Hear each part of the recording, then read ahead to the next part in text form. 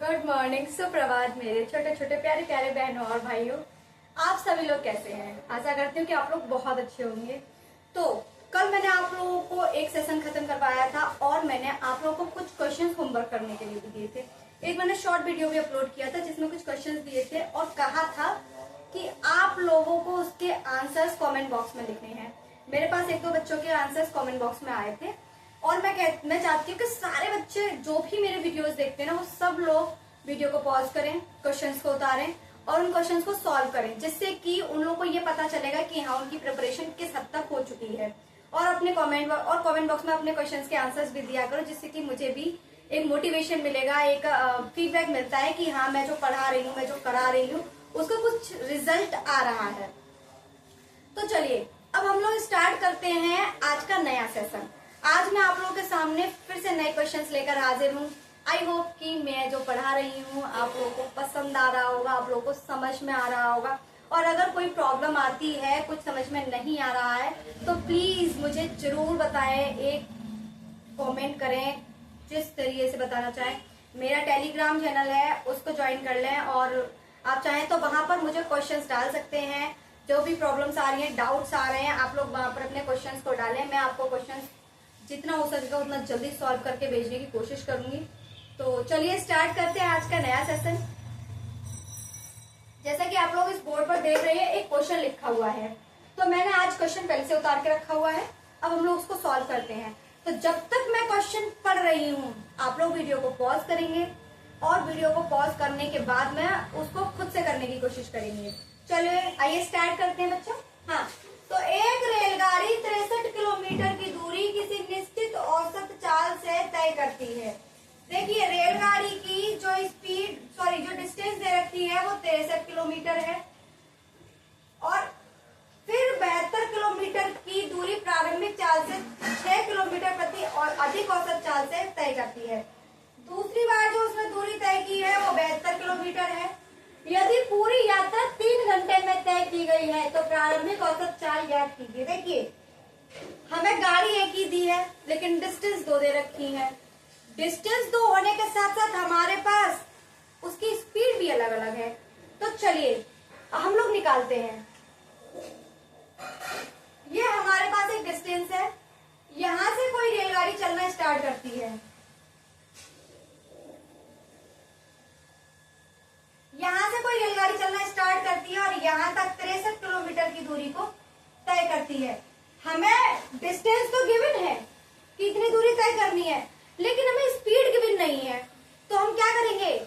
Maths का सबसे अच्छा फंडा, मान लीजिए। तो हम लोगों ने माना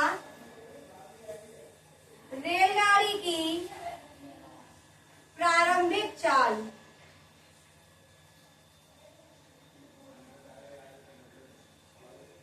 बराबर x। मैंने रेलगाड़ी की प्रारंभिक चाल x मान ली, यानी कि वो x स्पीड से 63 किलोमीटर की दूरी को तय कर रही है।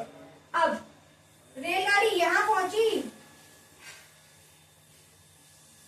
और यहां से 72 किलोमीटर का डिस्टेंस उसे और तय करना है, लेकिन 72 किलोमीटर का डिस्टेंस तय करने के लिए उसमें बताया गया है कि वो प्रारंभिक चाल में 6 किलोमीटर प्रति घंटे अधिक औसत चाल से जाती है। तो बड़ी हुई चाल क्या होगी हमारी बेटा? उसने कहा है प्रारंभिक चाल, तो हमने x मान रखी है और उसमें 6 किलोमीटर प्रति घंटा ऐड कर दी, यानी कि जो हमारी बड़ी हुई चाल है 72 किलोमीटर की दूरी को जो तय करने में जो स्पीड यूज की गई है वो x प्लस 6 है। तो चलिए अब हम क्या करेंगे, यहाँ तक आप लोगों को समझ में आ गया होगा, मैं इससे आगे करती हूँ। तो मैं इसको उतार लिया, अब मैंने ये सब लिख लिया, मैं इसको रख कर दी, इसकी जरूरत नहीं है।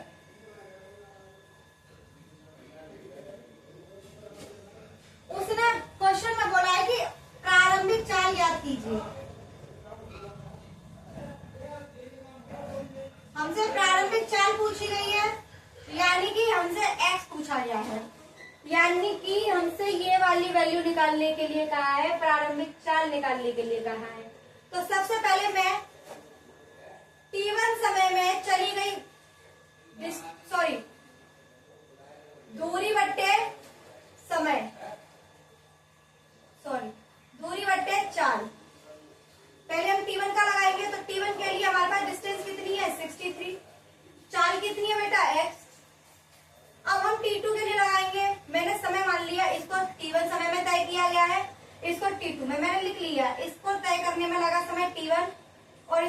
करने में लगा समय T2।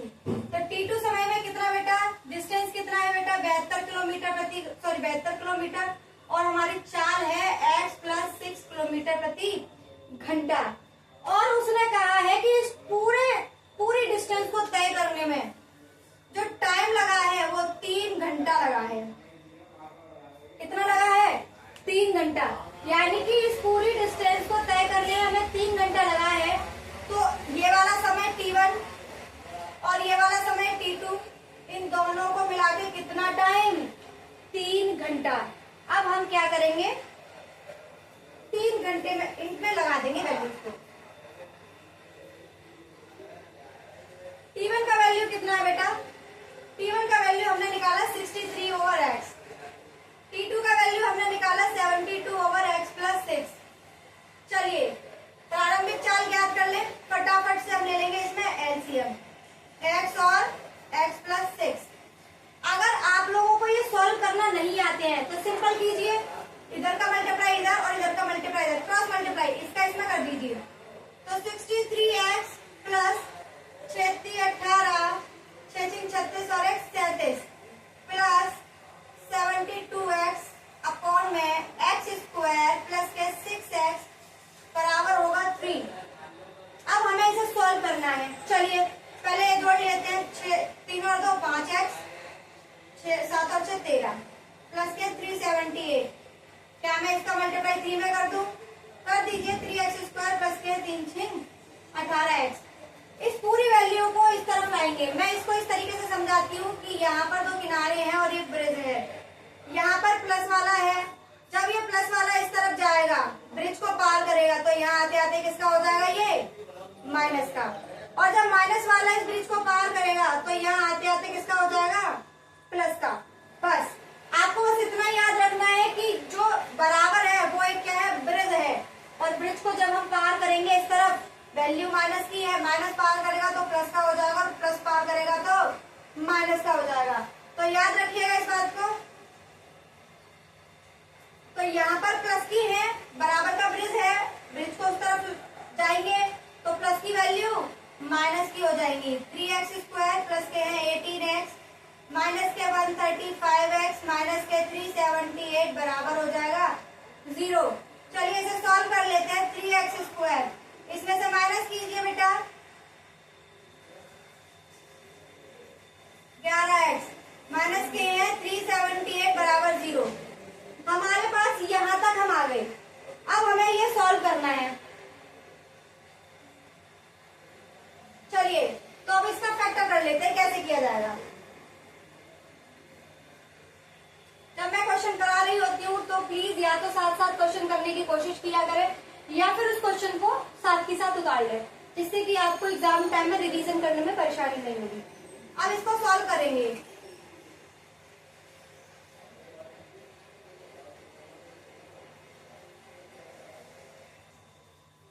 तो आपको फैक्टर सॉल्व करना आता होगा, कैसे करते हैं। देखिए कुछ नहीं करना होता है, बहुत इजी होता है इसको सॉल्व करना। सबसे इजी चीज मुझे यही लगती है। सबसे पहले इसे और छोटा कर लेते हैं। 3 का डिवाइड लगा दीजिए। x² माइनस के है 39x माइनस के हैं 126 बराबर होगा 0। हमारे पास और छोटी वैल्यू निकल के आ गई। आपको कुछ नहीं करना होता है। आपको क्या करना होता है कि जो भी x² के मल्टीपल में होता है उसका मल्टीप्लाई, यानी कि ये वैल्यू a की होती है, ये वैल्यू b की होती है, ये वैल्यू c की होती है। a का मल्टीप्लाई हम b में कर देते हैं, यानी कि 126 मल्टीप्लाई बाई 1 तो आ गया 126। अब हम 126 के ऐसे फैक्टर करते हैं, ऐसी दो संख्याओं को लेते हैं जो या तो माइनस करने पर या प्लस करने पर कितना ले आए 39। अगर आप लोग को सॉल्व करना आता तो वेल एंड गुड, अगर नहीं आता तो इसका एलसीएम ले लीजिए। सबसे पहले 2 6 12, 2 6 6, 3 दूनी 6, 3 एकम 3, 3 7 21 और 7 एकम 7। अब इनको ऐसे तोड़िए कि मैं जब भी सॉल्व करूं तो मेरे पास 39 आए। मैंने क्या किया, 21 2 जा 42 और ये आ गया 3। अगर मैं इन दोनों का मल्टीप्लाई करूंगी तो मेरे पास 126 निकल के आ जाएगा। लेकिन मैं 42 में से 3 को माइनस करूंगी तो क्या आ जाएगा 39। बस मैंने यही समझाया था कि कोई भी दो ऐसी संख्या जिनको गुणा करने पर ये निकले लेकिन उनको माइनस या प्लस करने पर ये आ जाए तो वही उसका क्या होता है, फैक्टर होता है। तो देखिए 42 में से 3 घटाएंगे तो 39, यानी कि मैं 39 की जगह पर 42 माइनस 3 लिख सकती हूँ। तो आइए लिख देते हैं।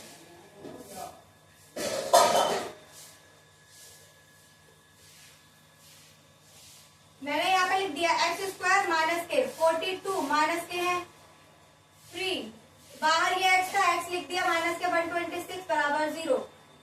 एक्स स्क्वायर एक्स का अंदर मल्टीप्लाई करेंगे। देखिए माइनस का भी, और माइनस का एक रोल प्ले होता है, जब भी आप किसी भी ब्रैकेट के अंदर माइनस का मल्टीप्लाई करते हैं तो आप भी एक ब्रिज पार कर रहे होते हैं। इस ब्रिज को पार करेंगे जब माइनस की वैल्यू प्लस से टकराएगी तो माइनस की हो जाएगी, और जब माइनस की वैल्यू माइनस से टकराएगी तो वो प्लस की हो जाएगी। इस बात का खास ख्याल रखिएगा, बच्चे अक्सर यहाँ मिस्टेक कर देते हैं और जिसकी वजह से पूरा का पूरा क्वेश्चन रॉन्ग हो जाता है। तो मैंने अंदर मल्टीप्लाई किया माइनस के 42x और प्लस के 3x माइनस के 126 बराबर होगा 0 के। जरा इन दोनों में से कॉमन ले लेते हैं। इसमें कॉमन क्या बेटा, x। मैंने x कॉमन ले लिया, x माइनस के 42 प्लस 3 कॉमन ले लिया, x माइनस के हैं 42 बराबर 0। इस बात का खास ख्याल रखना, जब भी आप फैक्टर कर रहे हैं और कॉमन ले लिया, कॉमन के बाद आपके दोनों ब्रैकेट का सेम आना बहुत जरूरी है। अगर आपके दोनों ब्रैकेट सेम नहीं आते तो आपका क्वेश्चन गलत है। इसलिए इस बात का खास ध्यान रखें कि ये और ये दोनों ब्रैकेट क्या होने चाहिए, सेम। अब ये दोनों ब्रैकेट मैंने इस पूरे में से कॉमन ले लिए, बचता क्या बेटा, x प्लस 3 बराबर होगा 0 के। अब मैं इसको 0 के बराबर रखूंगी तो x बराबर आ गया 42, यानी कि एक वैल्यू मेरी निकल के आ गई 42। अब मैं इसको उठाकर रखती हूँ, x प्लस 3 बराबर 0, उधर ले जाऊंगी तो क्या आएगा माइनस का 3। एक वैल्यू मेरी प्लस की और एक वैल्यू मेरी माइनस की। क्या हम कभी भी दूर जो चाल चलते हैं वो कभी नेगेटिव में हो सकती है, नहीं। तो जब भी चाल आएगी वो पॉजिटिव आएगी, इसलिए हम नेगेटिव वाली वैल्यू को छोड़ देंगे और पॉजिटिव वाली वैल्यू के साथ जाएंगे। तो जो हमारी प्रारंभिक चाल निकल के आई वो कितनी आई बच्चों, हमारी प्रारंभिक चाल होगी 42 किलोमीटर प्रति घंटा। आई होप आप लोग को ये क्वेश्चन बहुत अच्छे से समझ में आया होगा, और अगर समझ में आ गया है तो आइए मैं अब आप लोगों को दूसरा क्वेश्चन करवाती हूँ। चलिए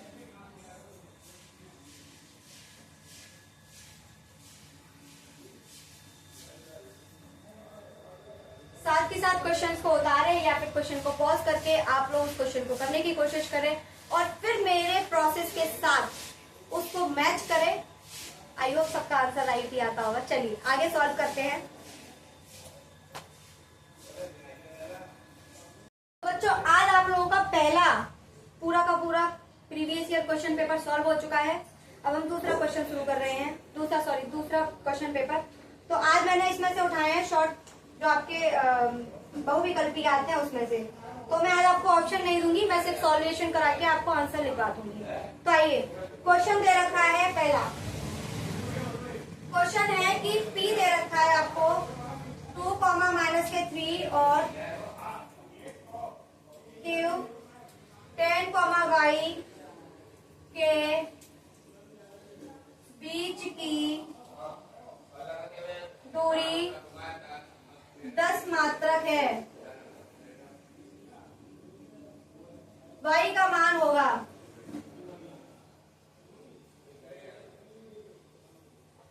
y की वैल्यू आप लोगों को फाइंड करनी है। आप लोगों को मैं 1 मिनट का टाइम दे रही हूँ, आप लोग जब तक इसे सॉल्व करने की कोशिश करें।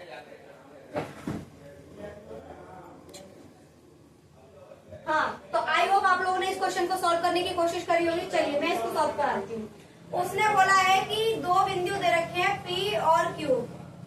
आपको 2, -3 और 10, y इन दोनों को क्या दे रखे हैं, पॉइंट दे रखे हैं, और इनके बीच की जो डिस्टेंस दे रखी है वो बेटा दे रखी है 10 मात्रक। अब हमें y की वैल्यू फाइंड करनी है। मैंने आप लोगों को डिस्टेंस का फॉर्मूला कल भी लिखवाया था। जब भी निर्देशांक ज्यामिति आए 3-4 फॉर्मूले आपको याद रखने जो मैंने आपको कल भी लिखवाए थे। उसमें से एक फॉर्मूला मैंने आपको डिस्टेंस का भी लिखवाया था। तो आइए डिस्टेंस का फॉर्मूला याद होगा आप लोगों को, आई होप। चलिए लगाते हैं। तो हमें इसके बीच की डिस्टेंस d बराबर अंडर रूट में x2 माइनस x1 का whole square plus y2 minus y1 का होल स्क्वायर। मैंने इसे x1, इसे y1, इसे x2 और इसे y2 मान लिया। चलिए, हमें इसमें डिस्टेंस पहले से ही गिवन है 10। x2 क्या है बेटा 10, x1 क्या है 2 का होल स्क्वायर प्लस y2 क्या है y1 क्या है माइनस के 3 का होल स्क्वायर। यहां तक आप लोगों को समझ में आ गया होगा। इससे आगे देखते हैं। 10 को यहीं रखिए, अंडर रूट 10 में से 2 काटोगे 8 का होल स्क्वायर प्लस ये दे रखा है y minus minus plus. Minus का मल्टीप्लाई जब माइनस में होता है तो क्या हो जाता है प्लस। अब जरा इसे सॉल्व करते हैं। मैं काम कर देती हूँ, स्क्वायरिंग बोथ साइड कर लेती हूँ।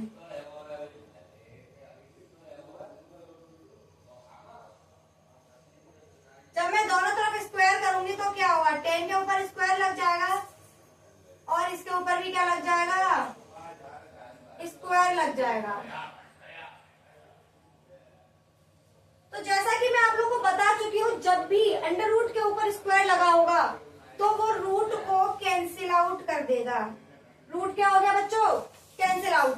मैं आप लोगों ने यहाँ तक उतार लिया है तो मैं ऊपर का हटा देती हूँ।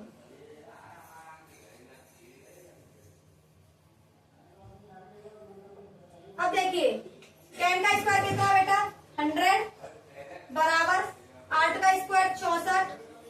इसका स्क्वायर बोल लेते हैं। a प्लस बी का स्क्वायर आप सभी लोगों को याद होगा, तो a square plus B square plus के है 6y। ठीक है, अब इसे सॉल्व करते हैं। 64 को 100 को इस तरफ ले आते हैं, y स्क्वायर प्लस के 6y प्लस के है 9 और 4 13 और 7 73 माइनस के 100 बराबर होगा 0 के। चलिए बच्चों इसे सॉल्व कर लेते हैं। y स्क्वायर प्लस के 6y माइनस कीजिए जरा इसमें से, आपका बचेगा 7 और 2 बराबर 0।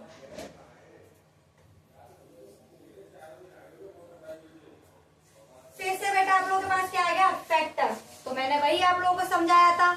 आप सबसे पहले क्या करेंगे, a और c का मल्टीप्लाई, यहाँ पर a की वैल्यू 1 है और c की वैल्यू है 27। a और c का मल्टीप्लाई कीजिए, कितना आ गया आपके पास 27। अब 27 के दो ऐसी वैल्यूज लीजिए जिनका मल्टीप्लाई करने पर 27 आए। क्या मैं 9 और 3 ले लूं? अगर मैं 9 और 3 का मल्टीप्लाई करती हूँ तो मेरा 27 आता है और मैं 9 में से 3 घटा दूं तो मेरा कितना आ जाएगा 6। और मुझे लाना क्या है यहाँ पर 6, तो मैं 6 की जगह पर 9 माइनस 3 लिख दूं। क्वेश्चन में कुछ गलती तो नहीं हो जाएगी। चलिए तो लिख देते हैं, स्टार्ट करते हैं यहाँ से। मैंने क्या किया, 9 की जगह पर 6 की जगह पर 9 माइनस के 3y लिख दिया, माइनस के 27 बराबर 0। y का अंदर मल्टीप्लाई कर ले, 9y माइनस के 3y माइनस के 27 बराबर होगा 0। सॉल्व कीजिए, मैंने इसमें से y कॉमन लिया तो यहाँ पर बना मेरा y प्लस के 9। इसमें से हम क्या कॉमन लेंगे, यहाँ भी माइनस है यहाँ भी माइनस है तो माइनस बाहर निकल आएगा। जब माइनस बाहर आया, अब क्या कॉमन लेंगे बेटा, दोनों में 3 कॉमन है, मैंने 3 भी कॉमन ले लिया। जब यहाँ से माइनस बाहर आ गया तो यहाँ क्या हो जाएगा प्लस का y, और जब इसमें से भी बाहर निकल आया तो क्या हो जाएगा प्लस का 9 बराबर 0। देखिए मेरे दोनों ब्रैकेट कैसे आ रहे हैं, सेम आ रहे हैं। तो मैं दोनों ब्रैकेट को कहा कॉमन ले लूंगी और मैं इसमें ये बचेगा के अंदर ये दोनों संख्या बचेगी। अब मैं एक एक करके क्या करूंगी, 0 के बराबर रखूंगी। y प्लस 9 बराबर 0, y माइनस 3 बराबर 0। जब मैं इसको उस तरफ ले जाऊंगी तो माइनस के 9 और इसको उस तरफ ले जाऊंगी 3। बेटा हमारे पास y की 2 वैल्यू आएंगी, एक आएगी माइनस के 9 और एक आएगी 3। हमसे यही आंसर निकलवाया था, तो राइट आंसर है हमारा माइनस के 9 और 3। आपका आंसर आ रहा है जी।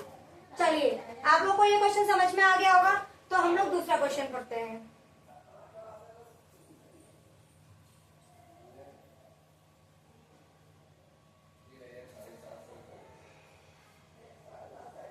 दूसरा क्वेश्चन दे रखा है 3,4,6 तथा x का समांतर माध्य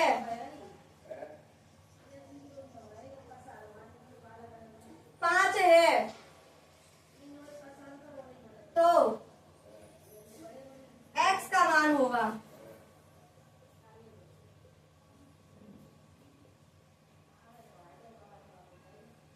चलिए इसे सॉल्व करते हैं।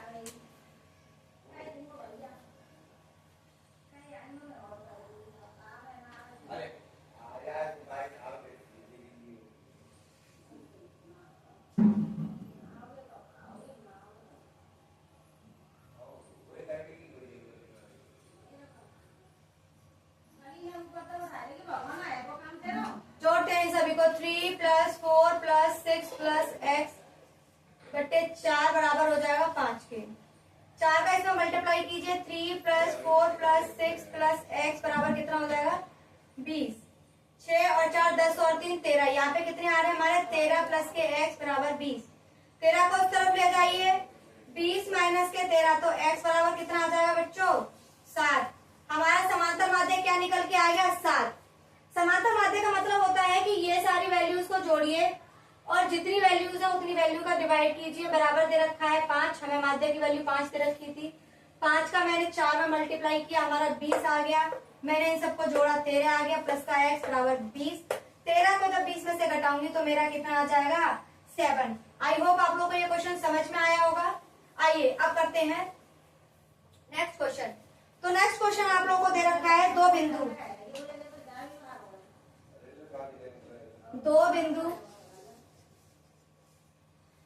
दे रखे हैं 2,3 और 4,1 के बीच की दूरी होगी। जस्ट अभी मैंने एक डिस्टेंस फॉर्मूले से आपको क्वेश्चन सॉल्व करवाया था और ये भी आपको डिस्टेंस फॉर्मूले से ही सॉल्व करना है। इसमें भी आपको दूरी ही निकालनी है। तो दूरी का फॉर्मूला मैं आपको बता चुकी हूँ। अंडर रूट में होता है x2 - के x1 का whole square plus y2 - y1 का है होल स्क्वायर। हमारे पास ऑलरेडी पॉइंट गिवन है। मैं इसे x1 मानूंगी, इसे y1, इसे x2 और y2। क्या मैं लगा दूं? ऐसा तो नहीं है कि मुझे इस वाले क्वेश्चन में कुछ भी ज्यादा समझाने की जरूरत है।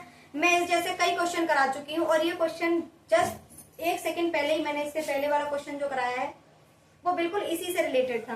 तो आई होप आप लोग इसे बहुत आसानी से कर लेंगे।